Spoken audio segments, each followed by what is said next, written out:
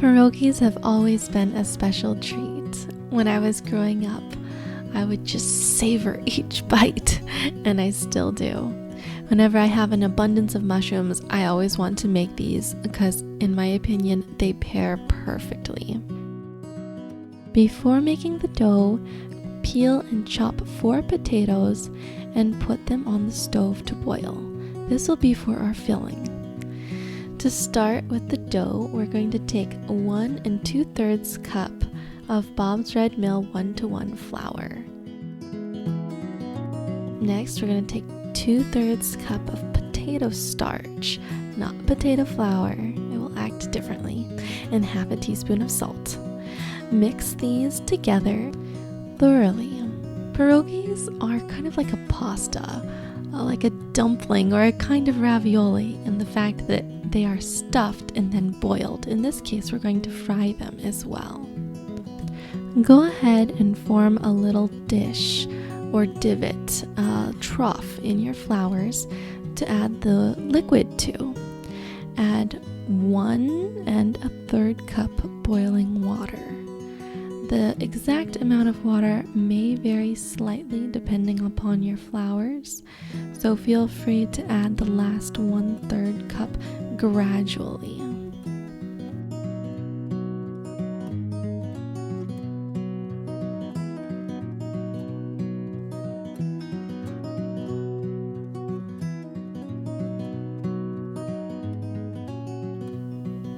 You'll also need 1 tablespoon of oil. Combine the flours and the liquids in the bowl at first and then transfer to the counter and begin kneading. You'll want to knead until everything is thoroughly combined. Traditionally, pierogies were considered a peasant's food, but it spread quickly across Poland to all social classes, including nobles. I can see why. It certainly is delicious.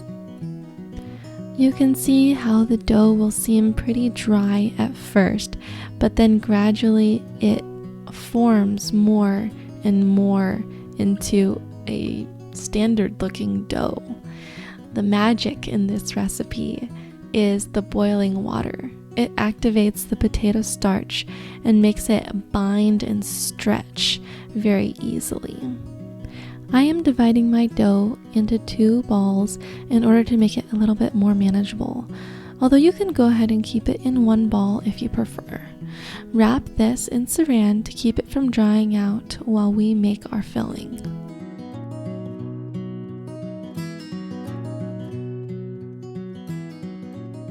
For the filling, chop 1 to 2 tubs of mushrooms. These mushrooms are from my garden. Also chop 1 large onion. Add the mushrooms and onions to a skillet over medium-high heat and saute. You'll need about 2 teaspoons of olive oil. Once it is nice and golden brown, add a swig of Bragg's, about 1.5 teaspoons. To make the potato part of our filling, we're going to take the potatoes, the 4 potatoes that we started boiling at the beginning, and combine 2 tablespoons of olive oil, gradually incorporating this.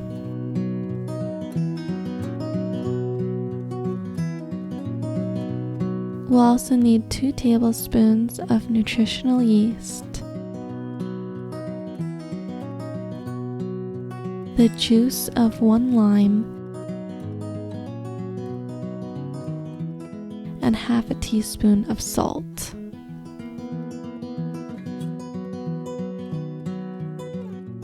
Sometime about this point, you'll want to get a large pot of water boiling that we're going to use to boil our pierogies in. Unwrap your dough ball or balls and lightly flour them. Use a rolling pin to press the dough out very thinly. It should be less than 1/8 of an inch, but not thin enough that you can see through it.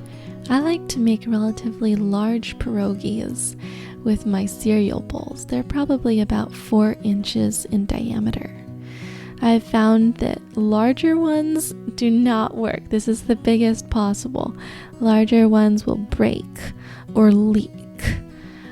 I use a thin spatula to be able to get the dough off of the counter. Then I add my filling, which is my potatoes and my mushroom and onion mixture. You can add one or both or something else that you like.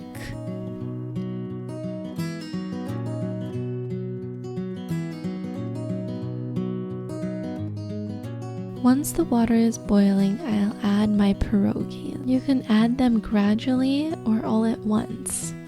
You'll know that they are done because they float to the top. You can use the scraps to make more pierogies. Simply combine them, roll them together again, and continue the process. You can eat the pierogies when they're just freshly boiled, or at this point you can freeze them and fry them later, or you can fry them right away and eat them fried. This is my personal favorite way to eat them. When frying, make sure you have a hot skillet, but not too hot. Cook on about a 6. Don't get anxious and go higher, otherwise they will burn.